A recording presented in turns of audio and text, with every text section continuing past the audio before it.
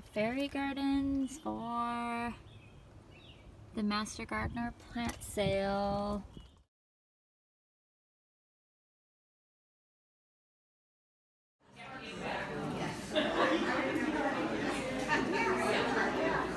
Well, her husband used to bring the work home from the bank, so I did it for years. So I say that at work, people will stay away. It didn't work. They knew better. Yes, I always want plants I don't have.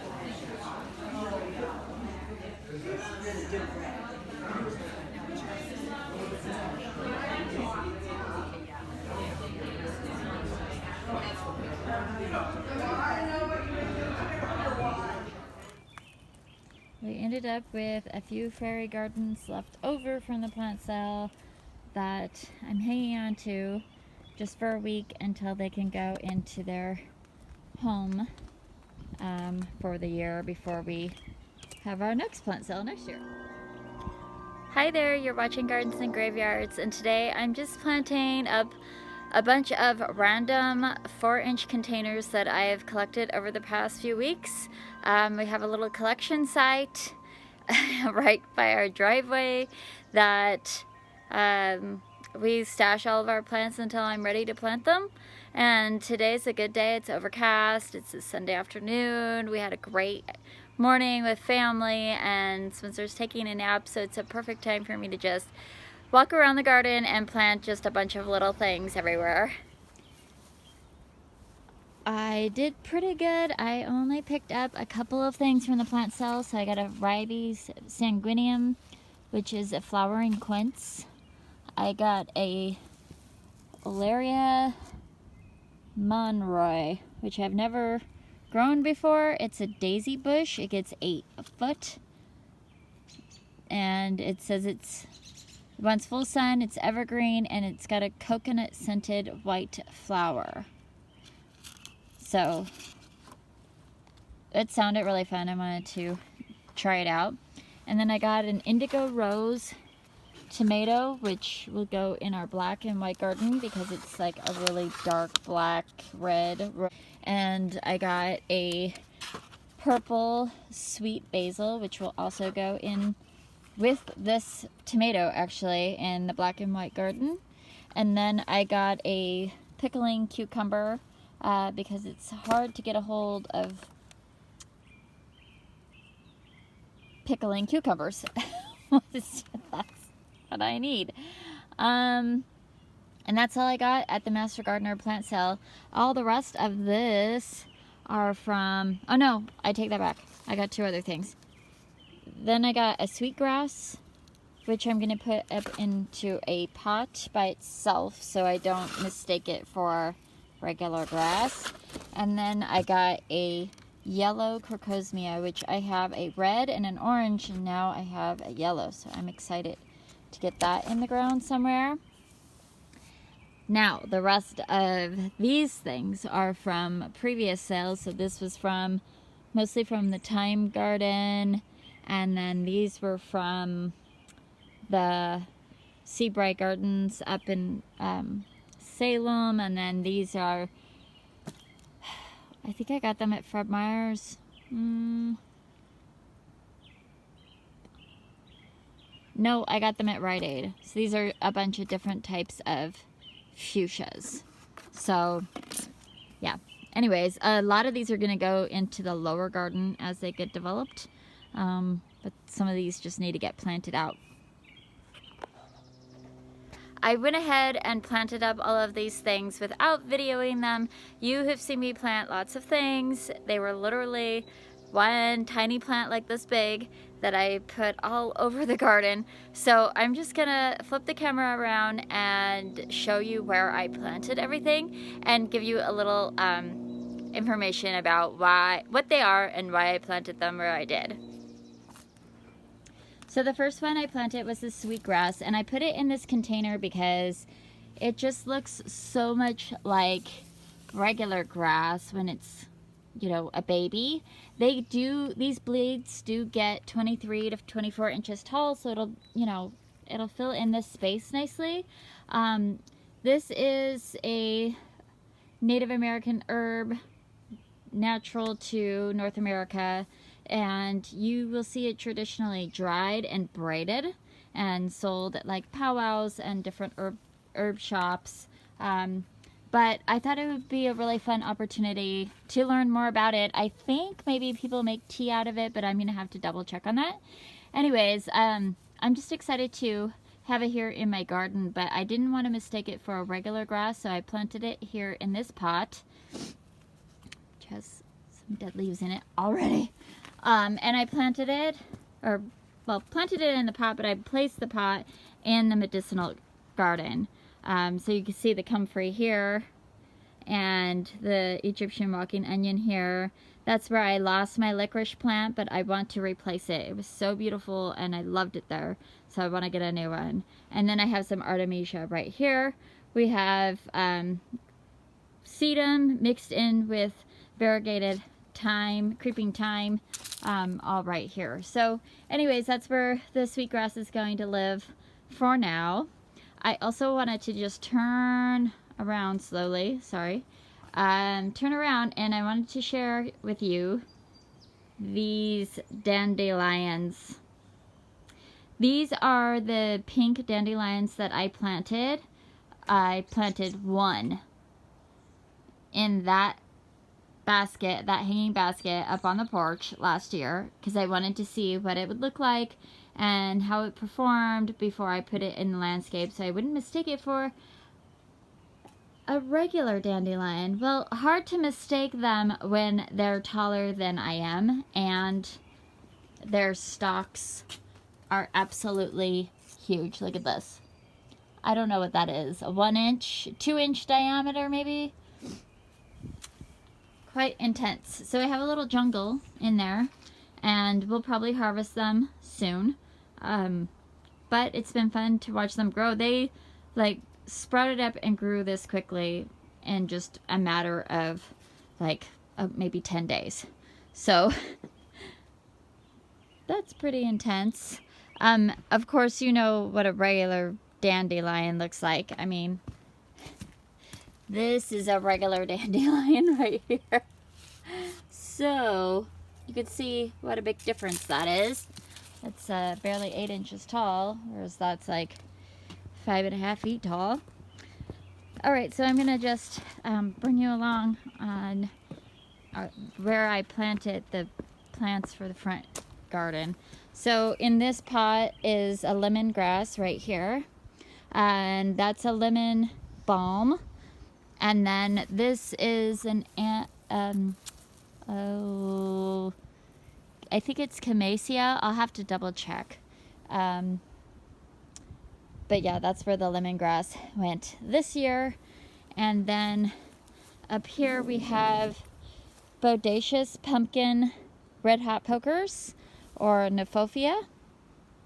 And then we have another variety here that's like yellow, and it blooms late in the season. And so I placed this Clary Sage, which gets 2 foot by 2 foot, so 1 foot on off the center, so it's gonna fill in this space perfectly, and it'll give it a nice break between blades.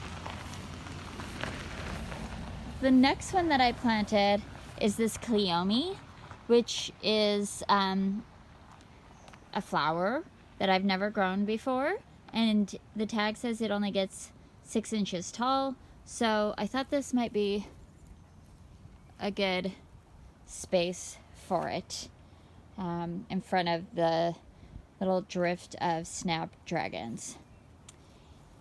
And then I think that's all I planted in the front garden. So what I have left is, for today's planting, is this little tray here. Basil, tomato, cucumber, and another salvia, which I was going to plant that somewhere else, and I just decided I'm just going to plant it with some other salvias that I have and just get it in the ground, because this poor thing is growing up over the 6-pack and dried out really easy. So anyways, and then I'm going to water these today until I make a decision about them. They are all going in the lower garden except for this one. This thing gets so big, 8 foot. So I've never planted one of those before. I'm not really sure what to expect. So I'm going to do a little research on it and make a good decision for it, because it gets so big I don't want to have to transplant it. So let's get into the backyard and plant these veggies and salvia.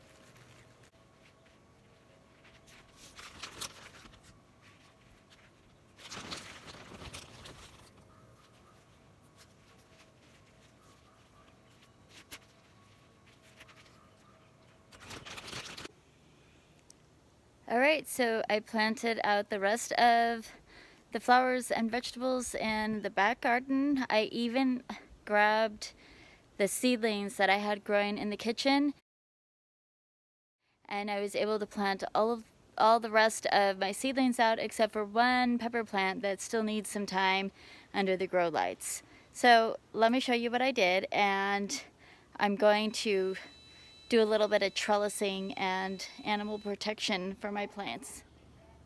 So I planted these little celosias right here, but this is the only one I had left. No wait, this one and this one are the only ones I had left, and this one was completely out of the ground. So what I think is happening, our birds are noticing these little red leaves, and they're curious about it because everything else is green around it, and maybe they think it's a berry, or who knows. Anyway, so I thought, I have these implements from an old rotisserie that I got rid of and then discovered, oh gosh, I still have these things. So I was just thinking I could just kind of stick them in around here, just to sort of deter the birds from bothering these guys. I don't know if it'll work. my understanding is CDs work for birds, so I might end up putting some CDs out here. Who knows? Anyways, let's go on. Here I planted my indigo rose tomato. Is that what it is? Yeah. Indigo rose tomato with the purple basil. Now, this is a pot, or, well, it's not even a pot. It's open bottomed and goes into the ground. It's left over pressure treated wood from when we built that bed back there. And we just thought it would be a good little square footage raised bed. And this year I decided to plant a tomato in it.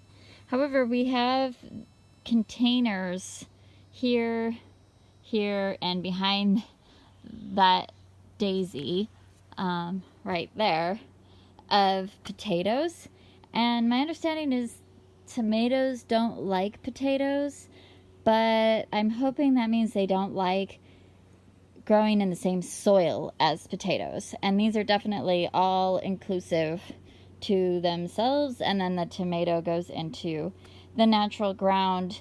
The raised bed is filled first with compost, a layer of coffee grounds, and then raised bed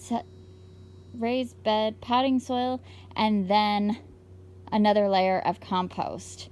And the reason I put the coffee grounds in there is because we've been having moles come up in the garden, and I read that they don't like coffee ground smell, so we'll see if that works. The next thing I did is I planted these 3 little cucumbers in a triangle here in this bed. There's still some leftover tulips from this spring that I'm trying to let the foliage yellow up before cutting them back completely. And then you could see the nasturtium seed that we planted a few weeks ago has come up, and the supertunia is just sort of sitting there because it just has not gotten very hot. Now in the back bed, we planted a bunch of sunflowers. They didn't really make it, but I have a couple of seeds that came up, just like 4 or 5. I mean, you can see some little tiny ones here and there. I don't know how they'll do. The zucchinis really don't look very good. I don't know. I ended up planting 4 dahlias. I need a tag for that one. But this one, and this one are all dark burgundy to black. And then this one is a white one. So if you remember, this whole area is a themed garden this year that's focused on black and white, aka purple, flowers and vegetables.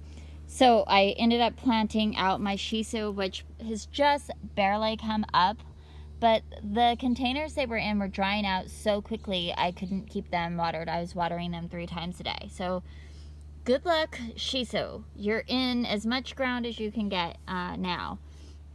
And then I planted up a couple of 3 of the Celines, which is a cutting flower that I've never grown before, but they were getting leggy in their containers, and well, we'll just see. So I was using the compostable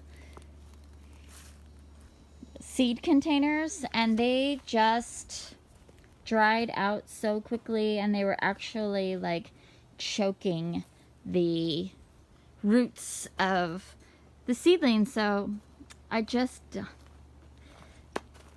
didn't see any reason to keep them in those containers.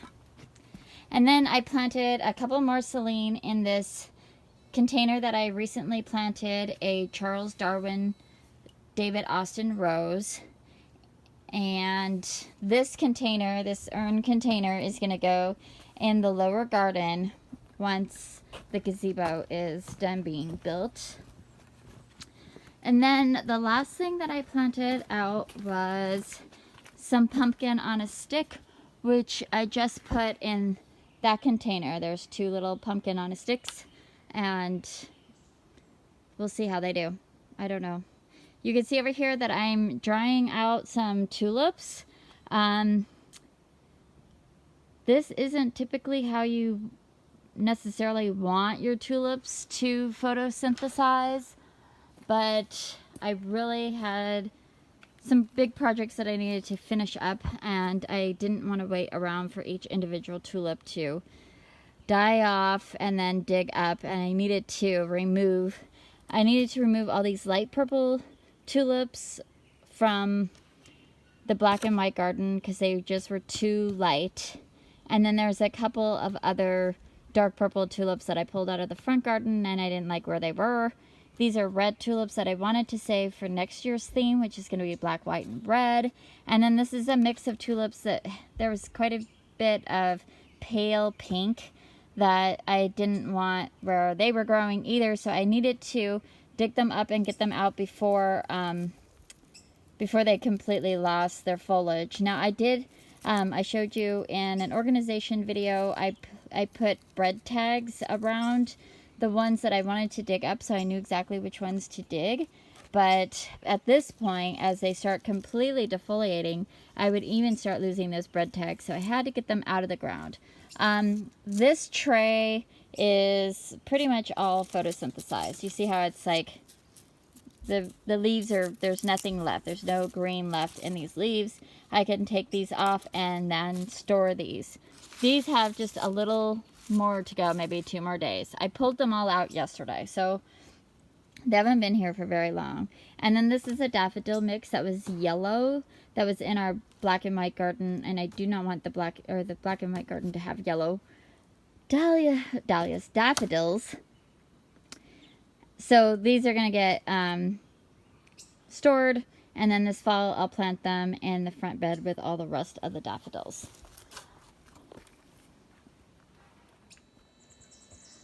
Alright, so I got everything watered in, and then the last thing that I did was I put up 2 new trellises. You could see those behind me. There's a tall skinny one and then a long square one, and that serves 2 purposes. Right now the cucumbers and the zucchini are way too small to take advantage of those, but I've been seeing a kitty sleeping in the very back bed, so I'm hoping that'll kind of deter it. Maybe there's still plenty of room for it to sit on. It also might deter some of the birds. So they needed to be placed anyways. It's always better to put them up before the vines get too big. But that is going to be it for this video. Thanks for coming along with me as I gardened today. I know it was a bunch of little hodgepodge, kind of seemingly like nothing, but as those things start collecting and collecting, I actually put out, I'm trying to think, I think 28 plants that I can remember. So there was actually quite a lot. They were just all little, and it was just time to get them done. So please make sure that you like and subscribe to our channel to help us grow, and you get to be notified every time we post a new video. Until the next time, keep celebrating life every day. Bye!